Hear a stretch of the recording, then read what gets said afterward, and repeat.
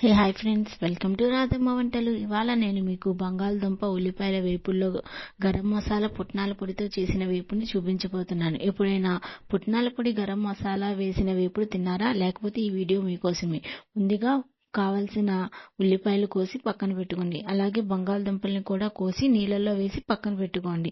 ఇప్పుడు స్టవ్ మీద ప్యాన్ పెట్టుకుని అందులో తగినంత ఆయిల్ వేసుకుని ఆయిల్ బాగా హీట్ అయ్యాక మినపప్పు, పచ్చెనపప్పు, ఆవాలు, జీలకర్ర వేసి బాగా వేపుకోవాలి.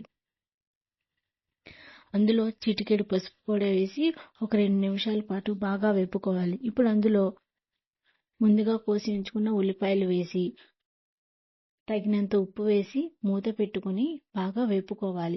మూత పెట్టడం వల్ల ఉల్లిపాయలు త్వరగా వేగుతాయి. ఉల్లిపాయలు గోల్డెన్ బ్రౌన్ కలర్ వచ్చాక అందులో ముందుగా కోసి ఉంచుకున్న బంగాళదుంపలు వేసుకోవాలి.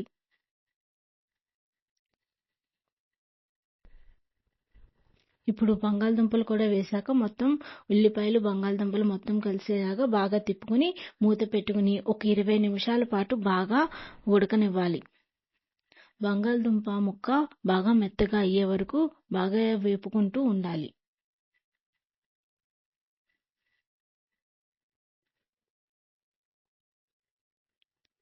మధ్య మధ్యలో మొత్తం తిప్పుతూ ఉండాలి, లేకపోతే అడుగంటిపోద్ది.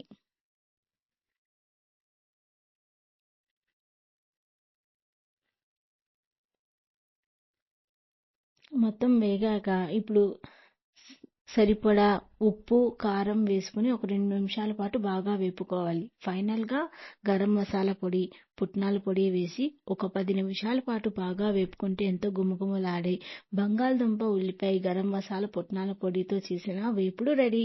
ఇంతే ఫ్రెండ్స్, చాలా సింపుల్. నచ్చితే మీరు ట్రై చేయండి. ఇప్పుడే మీరు కూడా ట్రై చేసి టేస్ట్ ఎలా ఉందో చెప్పండి.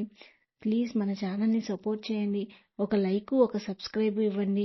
ఇలాంటి రుచికరమైన వంటల గురించి తెలుసుకోవాలంటే ఇప్పుడే మన ఛానల్ని please like, share, subscribe friends. Thank you friends.